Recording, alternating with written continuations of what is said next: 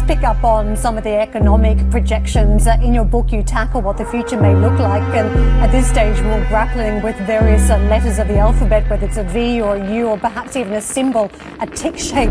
Can you just give us some clues about the growth down the track, what we can expect? I don't know how it will play out in November, but what we know is that we will end up with many more unemployed, and particularly also people in the grey economy, which are not counted for, who lose their jobs. So we will see definitively a lot of anger already now, but probably increase by the end of the year, because this crisis will be with us until we really have found a remedy. So we have to prepare for a more angry world, and how to prepare.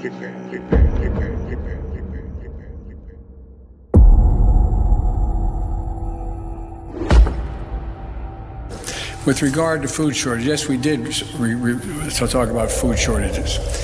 And it's going to be real. The price of these This morning, the U.S. and the world bracing for food shortages as the war in Ukraine rages on. President Biden, speaking to NATO leaders in Brussels Thursday, said because of sanctions on Russia, food shortages are coming. This is the sharpest rise in consumer prices in nearly 40 years, creating two problems for grocery shoppers. Rising prices emptying their wallets, and the store shelves emptying too.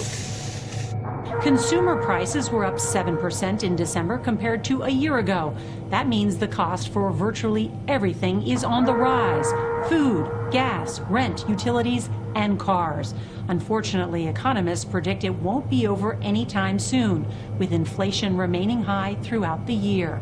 But higher prices aren't the only problems facing consumers. Bare shelves are another problem. Supply chain shortages are hitting grocery stores on even the most basic of items. Well, some farmers are issuing a warning of a perfect storm of rising prices, supply chain issues, poor planting weather that could lead to a shortage of corn by the end of this summer. This is more than 40% of the nation's baby formula still remains out of stock. Because cows account for around 4% of all greenhouse gases, Gates has invested in two companies making plant-based meat substitutes, Impossible Foods and Beyond Meat. But farming the vegetables used to make many meat alternatives emits gases as well. So Gates is also backing a company that's created an entirely new food source. This company, Nature's Find, is using fungi, and then they turn them into sausage and yogurt. Pretty amazing. When you say fungi, do you mean like a mushroom or a microbe? It's a microbe. The microbe was discovered in the ground in a geyser in Yellowstone National Park. Without soil or fertilizer, it can be grown to produce this nutritional protein that can then be turned into a variety of foods with a small carbon footprint. This is the yogurt. Oh, this is good. Wow. I've had like cashew yogurt or oat yogurt. It's sort of along those lines. Yeah, with the burgers, they're, like beyond impossible. They're getting close to the real thing, but you can still tell. These, I'm not sure I could have.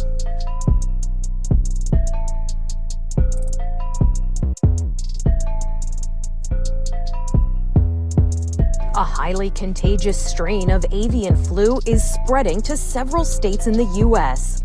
Wisconsin is the latest state to report finding H5N1, the scientific name for the avian flu, after discovering it in a commercial chicken flock.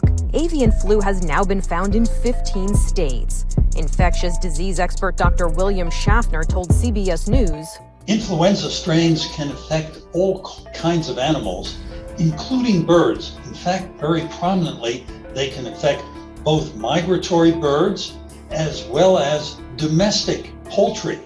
The CDC says there have been no detected human cases of H5N1.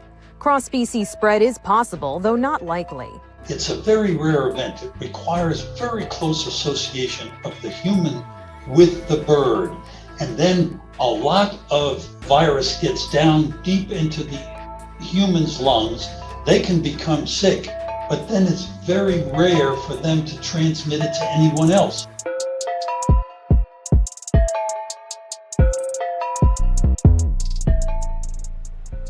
Turns out, In a series of mysterious, unfortunate events, over 25 fires have broken out across food processing plants within the United States within the past year. The timing couldn't have come at a worse time, during the midst of a pandemic, among a failing supply chain. This begs the question, is all of this a mere coincidence? Or is our global food supply being destroyed right before our very eyes?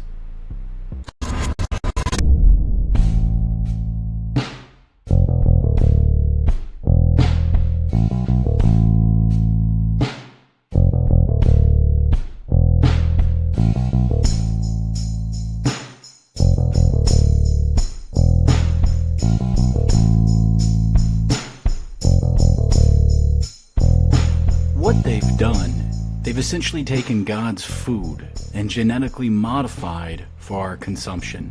So for example, through the use of seed, Monsanto has genetically modified all of the vegetables and fruits that we currently eat today. Equally, they have now done the same with our meat consumption. All sectors related to our global food supply have been affected, starting with the farmer. The increasing cost of fertilizer and diesel is in large responsible for a reduction in our goods. From a profitability standpoint, there simply isn't enough room. In fact, in some cases, farmers have decided to completely stop sowing seeds due to lack of profit. Processing plants, whether that be related to avian bird flu or fire outbreaks, our processing plants are dramatically decreasing, along with the workers that occupy. It's becoming more volatile and more expensive, thus eliminating any family-owned distributors. As the supply chain weakens and fails, the distribution will fail along with it. The rising cost of inflation and increased shortage in gas creates a mega problem for distributors around the world. This would include by boat, air, railway, and of course freight. And so as commodities become less in abundance, the prices will continue to increase.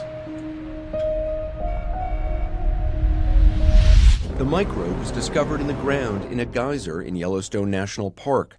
Without soil or fertilizer, it can be grown to produce this nutritional protein. Without soil or fertilizer, without soil or fertilizer, without soil or fertilizer, without soil or fertilizer, without soil or fertilizer, it can be grown to produce this nutritional protein.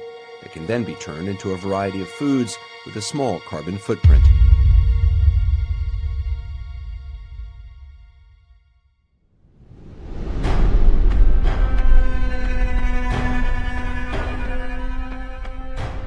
As the supply chain continues to break down, the same holds true with our food supply. Here's what global trade has to say about the crisis.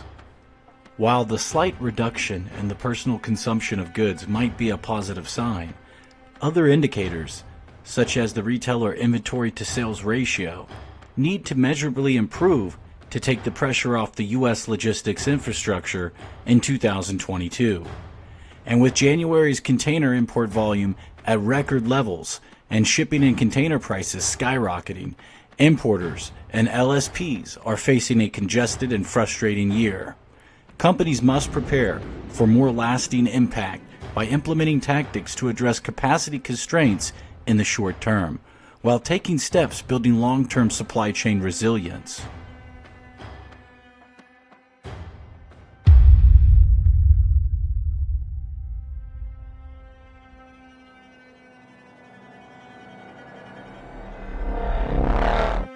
To make matters worse, Insider reports that shipping container backlogs are now larger on the East Coast than that of the West Coast.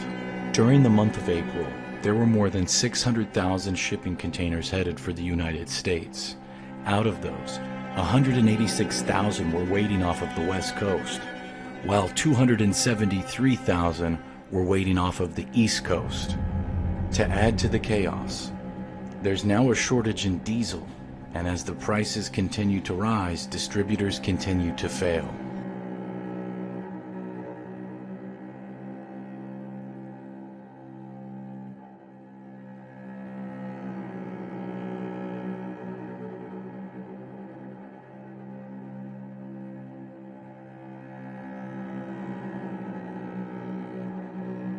Paul, you've been talking about these refineries and some of the risk to supplies for a long time.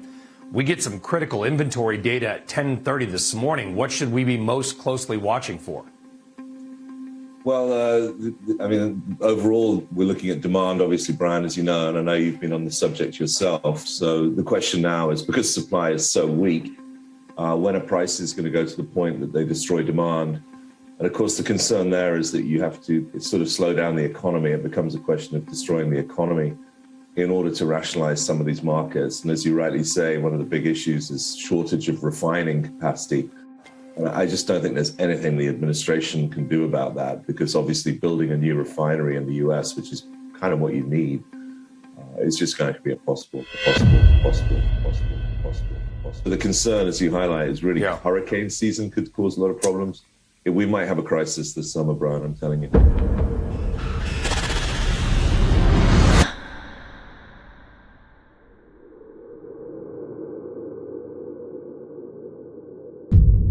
As Bill Gates and friends continue to create their new food source, is it possible the sudden destruction of our food is a result of a new food supply that is being introduced?